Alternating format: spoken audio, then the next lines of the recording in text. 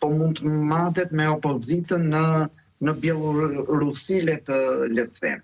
To ishin ato që unë tosha si fillim. Lenci.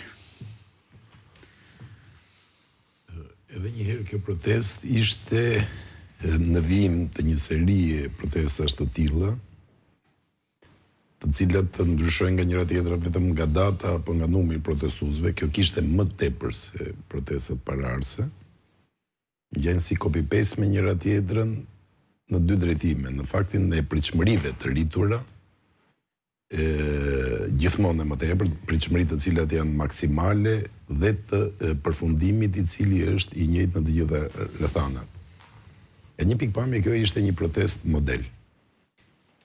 Përtej çdo lloj ironie apo cinizmi mund ta quash edhe protesta e fishek zjarit, tregoj një grumbull të madh njerëzish, të cilët nuk janë dakord me këtë qeveri, kërkojnë tërheqjen e Ramës, dorëzimin e Ballukut dhe denoncojnë stilin e qeverisjes maxhorancës në 13 vjet. Edhe episodet e fundit janë hedhja e disa bombave Molotov, prap janë pjesë e një skenari i cili është i gjithpranueshëm.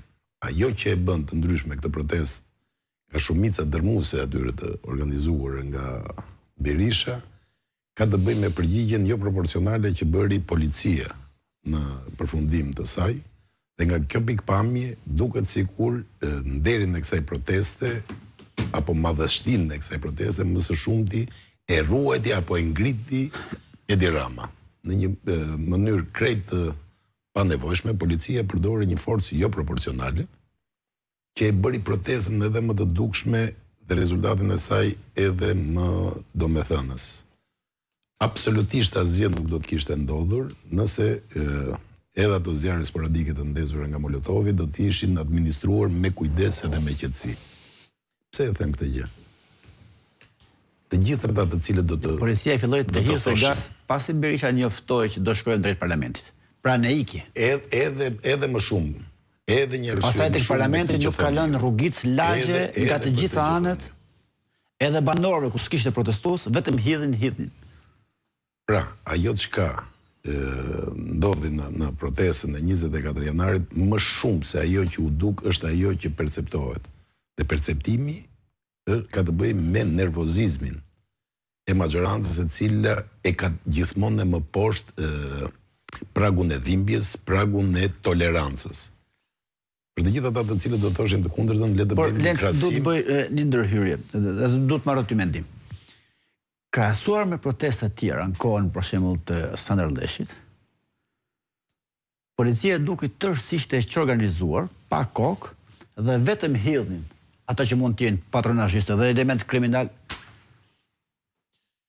Dhe element kriminal, do të thënë kishte individ të dhunshëm, masivisht gaz të cjellës, por polici më të organizuar në protesta, flas që nga koha që ka Rama, unë nuk kam parë. Unë shtyhem përtej kësaj, unë po them që ishte krejtësisht e panevojshme dhe po bëj krahasimin me protestën simbol të socialistëve atë të 21 janarit. Ka pasur shumë herë më tepër episode dhune nga demonstruesit në atë kohë. Ka pasur përplasje shumë herë më të ashpra. Por le ta kthejmë kujtesën pas dhe ta gjykojmë historinë në mënyrë më të gabuar që bëhet me atë që thuhet me sigurt. Nëse ndërhyrja e policisë, ekzekutimi i 4 qytetarëve pa gjyq në bulevard nuk do të kishin ndodhur, ndoshta e kam gabim, por besoj që jo, gjithë historia e Shqipërisë do të kishte qenë ndryshe. Këto 14 vjet do të kenë qenë krejtësisht ndryshe. Pra nëse policia do të kishte qëndruar brenda gardit të rregullore së saj, brenda gardit ligjor.